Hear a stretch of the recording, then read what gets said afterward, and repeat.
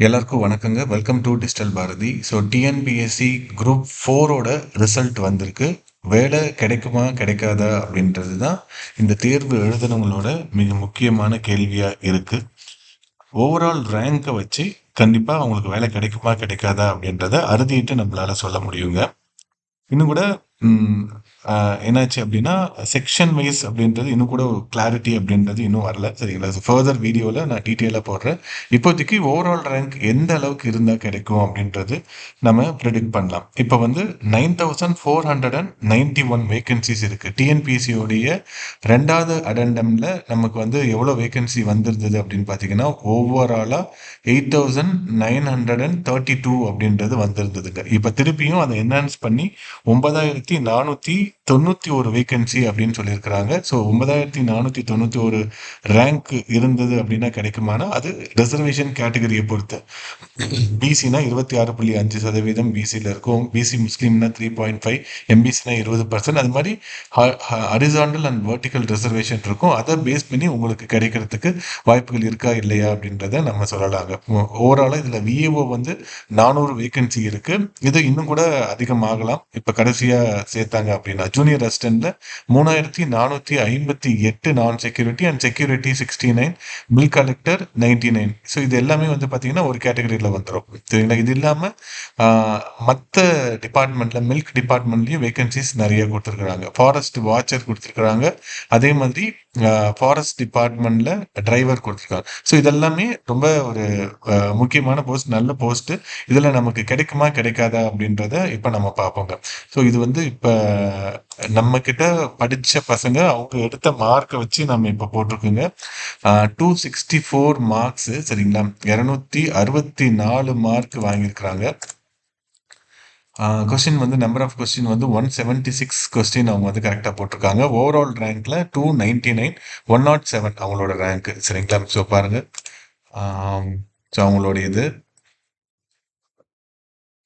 145.5, 164 MBC female PSTM 299, 107. சரிங்களா? So ஒரு நல்ல ஸ்கோர் இது. இது வந்து அவங்க சும்மாலாம் மார்க் எடுக்கலைங்க.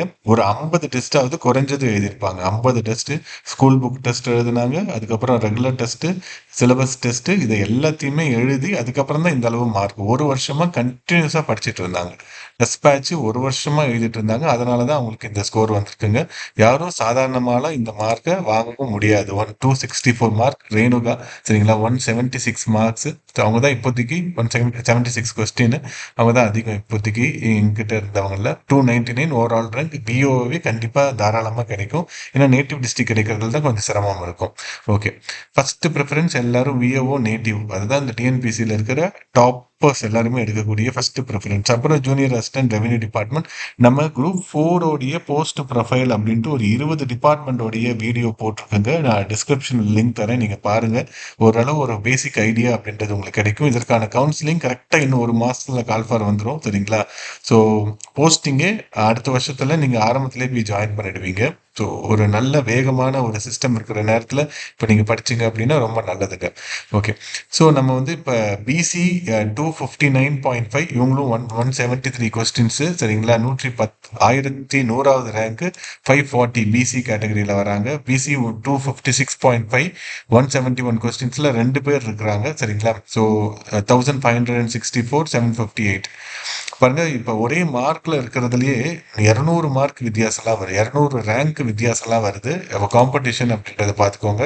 255ல பாருங்க 3 பேர் இருக்கிறாங்க. அவங்க ரேங்க் பாருங்க 2147லேருந்து 2200. இன்ஃபேக்ட் இன்னும் கூட அதிகமாக வரலாம். சரிங்களா? ஓகே, எம்பிசி 253.5, அதில் 3 பேர் இருக்காங்க. அதில் பாருங்க 2600 ஆரம்பிச்சு 2900 வரைக்கும் போகுது. கிட்டத்தட்ட 300 ரேங்க், 350 ரேங்க் வந்து ஒரே மார்க்ல இருக்கிறவங்க இருக்காங்க. வயசு கம்மியாக இருந்ததுன்னா உங்களுக்கு பின்னாடி வரும், வயசு அதிகமாக இருந்ததுன்னா முன்னாடி வரும். எம்பிசி 168, 252 மார்க்ஸ் வாங்கியிருக்கிறாங்க. So 3669 overall rank. ஸோ இந்த 168 மார்க் எடுத்தவங்களுக்கு பாருங்க, 169க்கும் 168க்கும் 1000 பேர் குறுக்க இருக்கிறாங்க. இந்த ஒரே ஒரு கொஸ்டின்னால. ஒரு கொஸ்டின் எவ்வளோ முக்கியம் அப்படின்றது நமக்கு இது கண்டிப்பாக தெரியும். இதில் 168 மார்க் எடுத்தவங்கள பாதி பேருக்கு கிடைக்கலாம், இது லாஸ்ட் இயரோடைய இது அப்படியே ட்ரெண்ட் இப்போ ஃபாலோ ஆயிருக்கு. லாஸ்ட் இயர் 167 நினைக்கிறேங்க. அதோட ஒரு மார்க் கூட இருக்கு. ஸோ நம்ம கட் ஆஃப் ப்ரிடிக்ஷன் அதெல்லாம் போட்டப்பவே 170 வரைக்கும் வரும் அப்படின்ட்டு நம்ம ஏற்கனவே போட்டிருந்தோம். வீடியோ நம்ம ஏற்கனவே போட்டிருந்தோம். அதை நீங்க பாருங்க. சரிங்களா?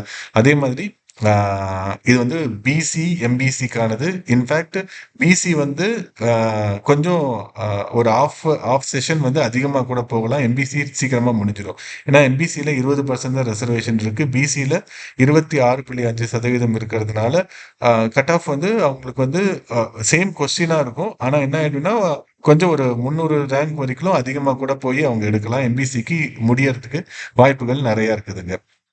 ஓகேங்களா? அதே மாதிரி டைப்பிங்க்கு லாஸ்ட் இயர்ல 7 கொஸ்டின்ஸ் வித்தியாசம் இருந்துச்சு. 167, 161 அது மாதிரிலாம் இருந்ததுங்க.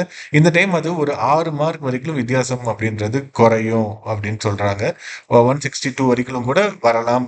டைப்பிஸ்டா இருந்தா பிசி எம்பிசிக்கு 162 வரைக்கும் வரலாம் அப்படின்றாங்க.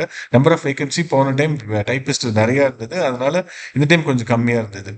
ஸோ ரிலேட்டிவ்லி கொஸ்டின் வந்து போன டைமோடவே கொஞ்சம் ஸ்டாண்டர்டா இருந்தது. அதே அளவு கட் ஆஃப் அப்படின்றது வந்திருக்கு அப்படின்றக்கப்ப குரூப் டூலையுமே கூட 145 அப்படின்றது ரொம்ப சேஃபான ஸ்கோரா இருக்கும். 153 அண்ட் எபோவ்லாம் வந்து கண்டிப்பா ரிட்டன் எக்ஸாமுக்கே வரும். யாருமே இன்னும் படிக்க ஆரம்பிக்காம இருக்கணும். தமிழ்நாடே ஒரு எக்ஸாமுக்கு படிக்காம இருக்கிறாங்க அப்படின்னா இந்த குரூப் டூக்காக தான் இருக்கும். 2A இன்ஃபேக்ட் டூக்கு தான் யாருமே படிக்கல. 500 வேகன்சிக்கு கால்ஃபர் பண்ணியிருக்காங்க. 500 பேர் கூட இப்போ படிக்கல. யாருக்கு ஒரு கோல்டன் ஆப்பர்ச்சுனிட்டினா குரூப் ஒன் ரொம்ப சின்சியரா இந்த டைம் மெயின்ஸ் எழுதுறவங்களுக்கு சூப்பரான ஆப்பர்ச்சுனிட்டி. சரிங்களா? அதாவது அவங்க ஒரு பெரிய பம்பர் பரிசை எதிர்பார்ப்பாங்க. ஒரு ஆறுதல் பரிசாவது குரூப் டூ இன்டர்வியூ போஸ்ட் டிசிடிஓ கிடைக்கிறதுக்கு நிறைய வாய்ப்பு இருக்குங்க. ஸோ இதுதான் இப்போதைக்கு இனிஷியலா நம்ம பார்த்தது. 168 வரைக்கும் சேஃப். ஆனா ரேங்க் வந்து நீங்க ஒரு 3300 வரைக்கும் ஓவரால் ரேங்க் அதுக்கு மேல இருக்கிறீங்கன்னா வாய்ப்பு கொஞ்சம் கம்மியா இருக்கும். 3500 வரைக்குமே கூட தம் பிடிச்சா வரும். இதுல ஃபாரஸ்ட் நான் கன்சிடர் பண்ணல. சரிங்களா? ஃபாரஸ்ட் என்ன ட்ரெண்ட் அப்படின்றது இன்னும் அனலைஸ் எதுவும் பண்ணல. ஸோ அதனால அது எப்படி வேணாலும் மாறலாம். ஸோ இப்போதைக்கு ஒரு 3300 ரேங்க்ல இருக்கீங்க, பிசி எம்பிசியா இருக்கிறீங்க அப்படின்னா ஒரு நல்ல ஆப்பர்ச்சுனிட்டி. எந்த போஸ்ட் எடுக்கிறது அப்படின்றது யோசிங்க. அதெல்லாம் யோசிக்கிறதுக்கு நேரம் இருந்தா, இல்லை நான் குரூப் 2A படிச்சுட்டு இருக்கிறேன், குரூப் 1 படிச்சுட்டு இருக்கேன் அப்படின்னா இது அப்படியே ஃப்ரீயா விட்டுட்டு அந்த எக்ஸாமை கான்சென்ட்ரேட் பண்ணுங்க. உங்களுக்கு சிவி அப்லோட் பண்றதுக்கு ஒரு 2 வீக்ஸ் டைம் தருவாங்க. அதுக்கப்புறம் உங்களுக்கு வெரிஃபிகேஷன் இருக்கும், கவுன்சிலிங் இருக்கும். ஸோ அது அப்போ நம்ம போய் பார்த்துக்கலாம். அப்போ ஒரு 2-3 நாள் நம்ம டைம் ஸ்பெண்ட் பண்ணா போதும். ஸோ அது வரைக்கும் இப்போ இருக்கக்கூடிய 2A கண்டினியூஸா படிங்க. ஸோ யார் இப்போ 264 மார்க் ஒருத்தவங்க எடுத்துருக்கிறாங்க அப்படின்னா 50 டெஸ்ட் எழுதுனால தான் அவங்களால எடுக்க முடிஞ்சதுங்க. 2Aவை பொறுத்த வரைக்கும் நிறைய எம்சிக்யூ நிறைய டெஸ்ட் அப்படின்றத எழுதி பார்த்து தள்ளணும். சரிங்களா? 2A பொறுத்த வரைக்கும் நிறைய எழுதி தள்ளணும். அதெல்லாம் அந்த ப்ராசஸை நம்ம ஃபாலோ பண்ணாம இப்ப இருக்கிற ட்ரெண்ட்ல வேலை வாங்குறது அப்படின்றது ரொம்ப சிரமமா இருக்கும். மார்க் கம்மியாயிடுச்சு, நான் ஜஸ்ட் எனக்கு ஒரு 167 தான் வந்திருக்கு, 66 தான் வந்திருக்கு அப்படின்னா நீங்க தான் அடுத்த டைம் பாஸ் பண்றதுக்கு 100% வாய்ப்புள்ள ஆளுங்க. இப்ப என்ன ஆச்சுன்னா லாஸ்ட் டைம் கோவிட் இருந்ததுனால ஒரு 2-3 வருஷம் எக்ஸாம் நடக்காதனால காம்படிஷன் பயங்கர ஹெக்டிக்கா இருந்தது. அதை விட இப்ப ரிலேட்டிவ்லி காம்படிஷன் கொஞ்சம் கம்மியா தான் இருக்கு. இப்ப நல்லா இந்த காலத்தை நீங்க பயன்படுத்திக்கிட்டீங்கன்னா கண்டிப்பா சாம்பியன் ஆயிடலாங்க. நன்றிங்க.